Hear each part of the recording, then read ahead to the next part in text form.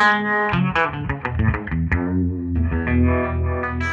brother Eddie had a 72 thin line Telecaster he got at the Bim's Loans pawn shop up on 4th Street. So that was really my first time I ever played a Fender guitar. And that was his nice guitar, so we didn't really touch it when, maybe when he wasn't around, I would pick it up and play it. But I saved up in high school for Mexican Stratocaster. I remember it was $275, and I saved up for it for about 6 or 7 months, and then I got that. So yeah, it was kind of maybe the first nice thing I had. I never had a nice drum kit or a nice suit or anything, so it probably was the first nice thing I ever had, and it felt good to save up for it and buy it with my own money too. Kind of felt like an adult for the first time. So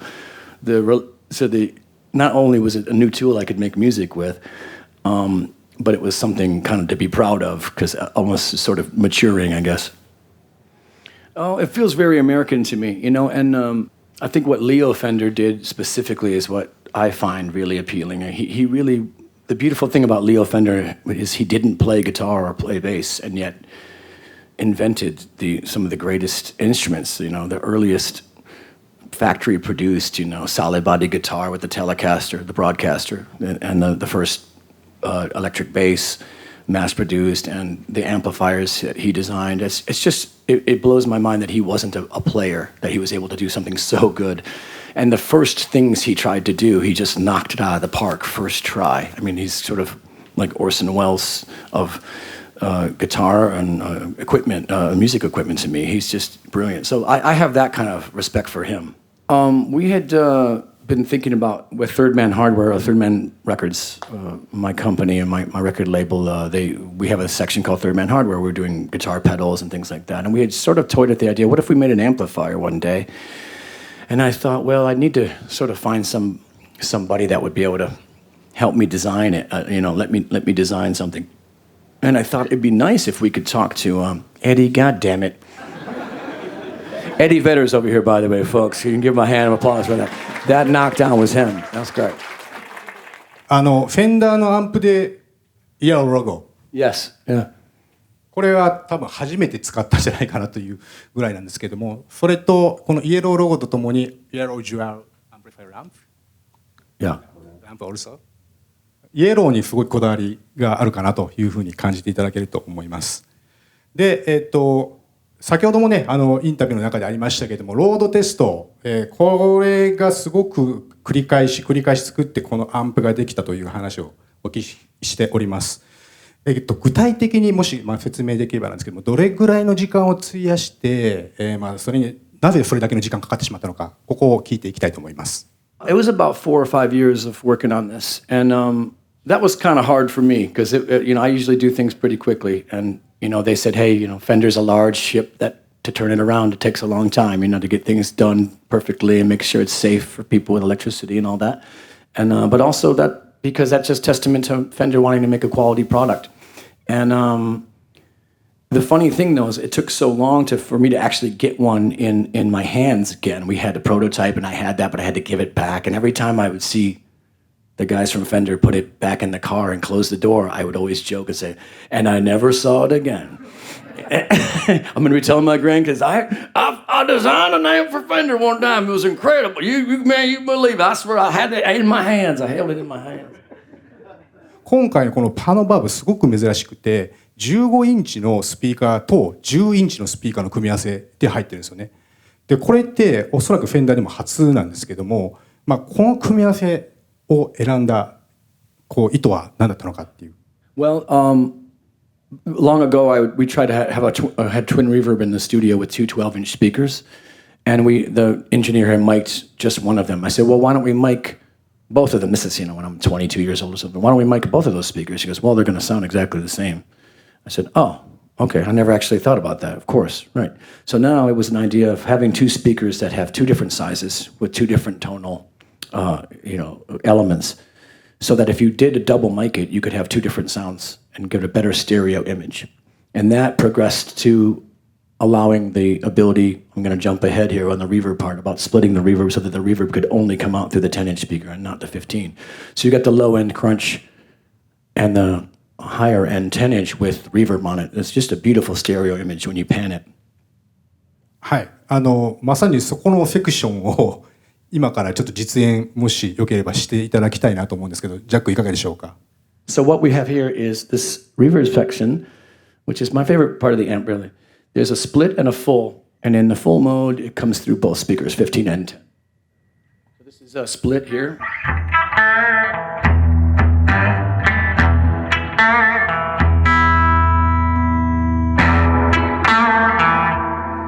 You can hear that difference. 広がりが全然違いますね。Because I was using for a while a Silvertone amp with no reverb on stage and a Fender Twin Reverb for the reverb. And I was miking them both on stage. So I'd have the low end crunch and then have the reverb section. So this is sort of combining those amps together into one. これが真ん中のセクションが先ほども説明ありましたリバーブというところで、説明のあった通りスプリットとフルが作れると。じゃあその一番今度、向かってみると、右側になるんですかね、一番奥側の部分ですね、トレモロに関してもちょっと聞いていきたいと思うんですけど。Alright, let's talk about the tremolo section. Yeah.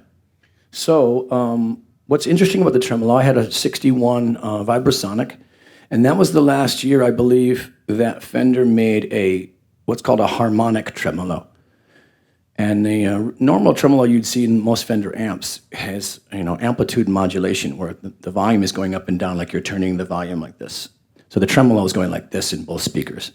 This, we put a harmonic tremolo, which means it's more like you're turning the high and low pass filters up and down. So almost in the wah-wah world, univibe world.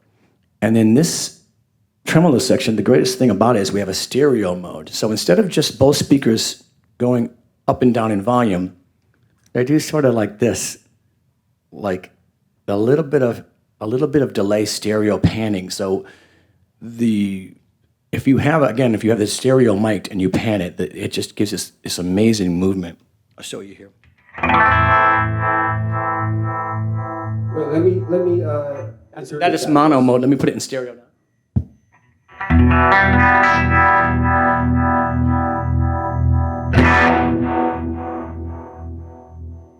Isn't that great? これがステレオモード。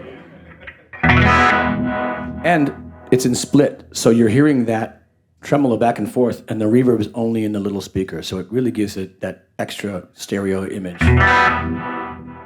Well, the funny thing was when we were finishing up the final amp, the final Pano amp, I didn't get hold of it until we were halfway through the recording of the No Name album. So when we got it, it sounded so amazing and perfect. I re-recorded all the guitar parts on the album with the amplifier. With this. Are you kidding? I'm not kidding. That's exactly what we did. And the engineer was so happy with the sound, he was not even mad about it because it was just outstanding. And if an engineer likes a piece of gear, it must be pretty good because they're pretty negative guys. じゃあ続いて、今お持ちのこのトリプルキャスターですね、こちらに関しても、お伺いしていきたいと思うんですけども、まずはですね、このトリプルキャスター自身、もちろんテレキャスター、フェンダーのテレキャスターは皆さんご存知だと思いますけども、通常2ピックアップで、3D スイッチが入ってるんですけども、このトリプルキャスター、ネーミングの通りトリプルと、この3のシークレットを聞いていきたいと思います。It was sort of lots of different things involved. So we have 3 different pickups, each with their own unique sound. We have a three position switch. We used to have a guard here on this, but we took it off. It was 3 different guards, and then we had but it was getting scratched up too much, like the what do you call it, the ashtray cover. We were trying to make that work, but it was hard to do with a white powder coating without it scratching too much. 3 knobs here, one of which is not actually a knob, it's a switch, which is a first for a Fender. So this is off, on, and straight to jack. So it goes from any pickup right to the jack. We have 3 different colors. I always kind of think in that terms too, is like black, white, and natural, the natural things of the world, the wood and steel. And then we have 3 dots on the 12th fret here as well, just as an accent, as just a small accent. But there's also 3 ways to cut the signal off. We have the volume knob to turn it off, the interrupter switch to turn it off, and then the blower switch to turn it off. I mean, I always figure you need more than one reason to turn your guitar off. じゃあそのやっぱトリプルキャスターのゆえんの、ちょっとピックアップの音の違いっていうのを多分皆さん聞きたいと思うので、ぜひそこを聞かせていただけますでしょうか。So this is the first pickup here. This is it's a humbucker that's kind of like in the Gretsch Filtertron realm. Tim Shaw made all these pickups for me. He had made a guitar, a custom guitar that my wife Olivia Jean had gotten. I can't remember the name of that guitar, but it's very cool. Maverick Dorado, it's called. And the pickup that Tim Shaw had put in there when she played it at home, I thought, oh my God, that's exactly how I want the bridge pickup in my guitar to sound. So I said, I want to have that. So we put that in there first.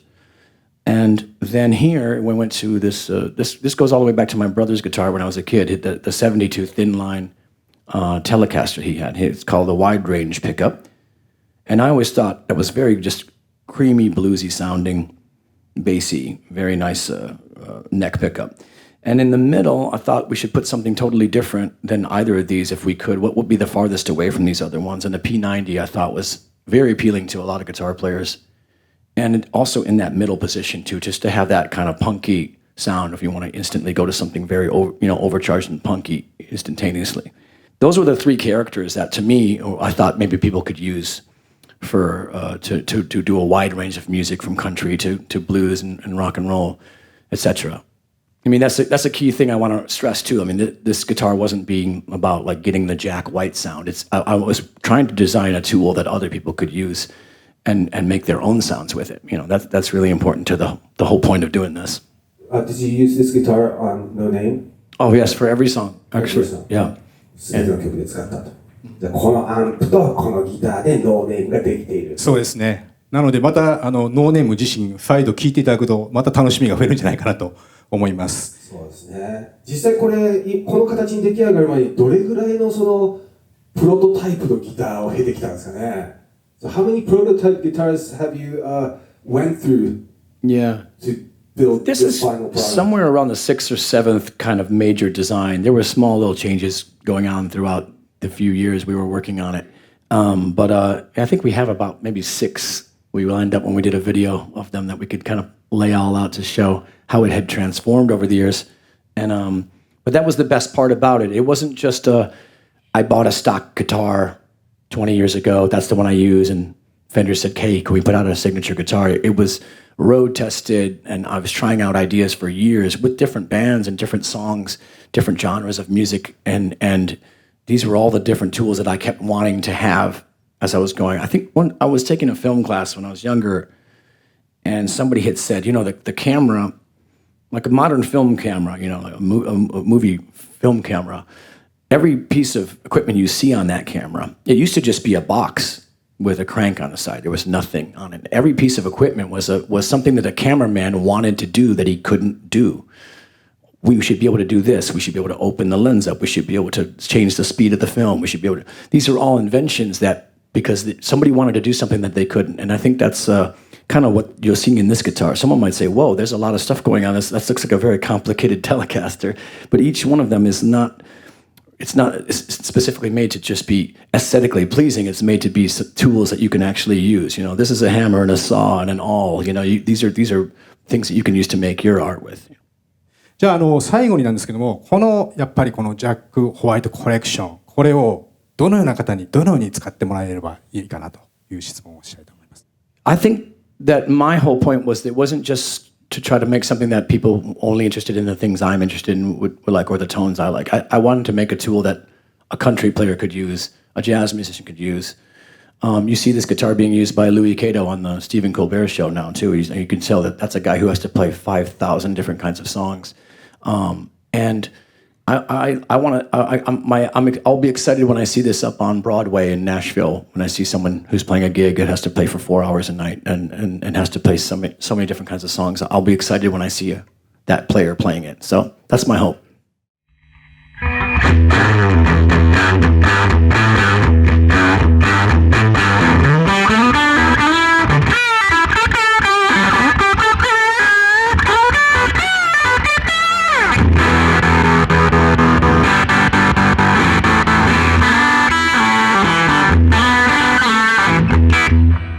That's all the licks I know. That's all of them.